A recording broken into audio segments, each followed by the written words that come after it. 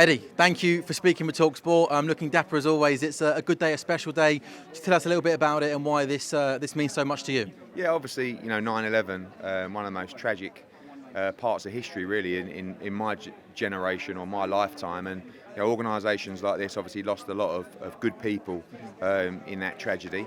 And today is an opportunity for some good to occur and for a lot of people to raise a lot of money for charity. So we come here and various people come here with their own individual charities.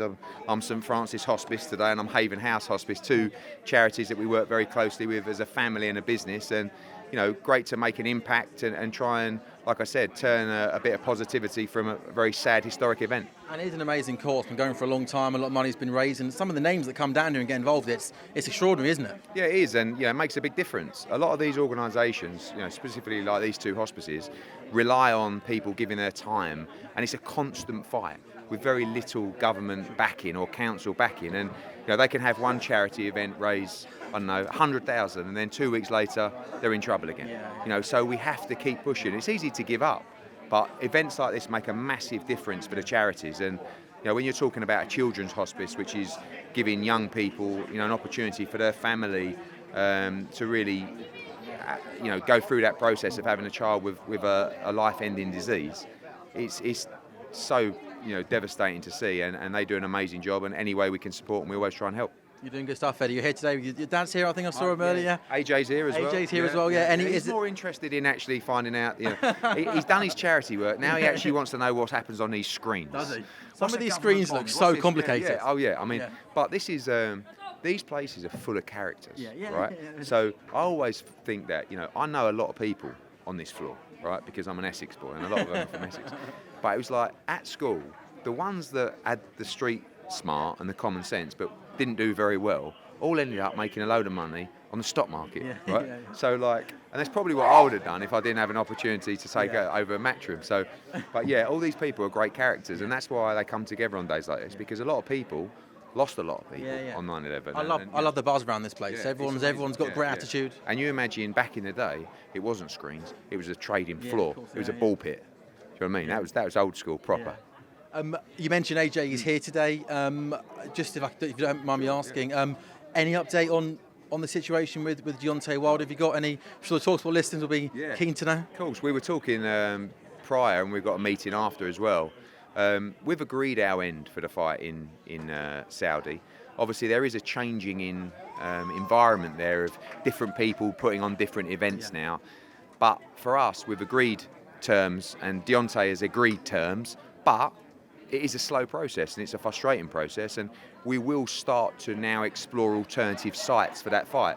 It's not really a case of down in tools. It's one of the biggest fights of all time in the division, so we can take it to other territories, but we had an offer that we agreed in principle and we wanted to move forward, but sooner or later we got to move on. And I would love to look at that fight in Las Vegas. I would love to look at that fight in Wembley. I think it would be incredible. But there is a chance that AJ may fight in December. If we can't lock that in for January, maybe we push it to March or April and we look at alternative venues. There's other sites that want that fight.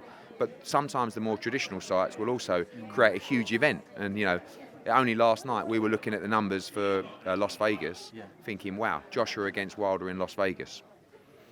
Maybe that would be something that will be remembered for a long time. So we'll see, but we'll speak to Deontay Wilder's team tonight. They want the fight. We want the fight. There's but it's slow, and sooner or later we're going to have to look elsewhere. If AJ does fight again in December, who would it be against? I think it would be a top 10. Everybody asked me that. I threw a couple of names out the other day: Filip Hrgović, Andy Ruiz. I don't know is the answer, because we've just been focused on Wilder. So he's rumoured to be looking at a fight himself in November. And I get that, because he hasn't boxed for a long time as well. So we'll have to see what happens. But AJ boxed in April, he boxed in August. If he can box in December as well, that's 3 fights in, 8 months is incredible for him. But he's enjoying it. And but he also wants the big fights. And that really is the 2 fights out there for him are Deontay Wilder and Tyson Fury. You mentioned he's fought twice already this year. We've covered the fights on talkSPORT. We've got to speak to him. He looks and seems in a really, really good place again. Looks like he's loving his boxing. Do you think there's even bigger things ahead for AJ moving forward? He looks in a great place, Eddie. I think people talk about his style. I think he's just become a mature fighter, a smart fighter, And, you know, if there's an easier way to win whilst also knocking people out, nice, I don't mind that. And especially when you're fighting someone like Deontay Wilder. So I think the main thing for him is he's loving what he's doing. He's enjoying his work. You know, he's obviously based out now in Dallas with Derek James. They've had 2 fights together, and they're only going to get better. But for me, I just love to see him enjoying his boxing. He's got a smile on his face. He wants to get back in camp.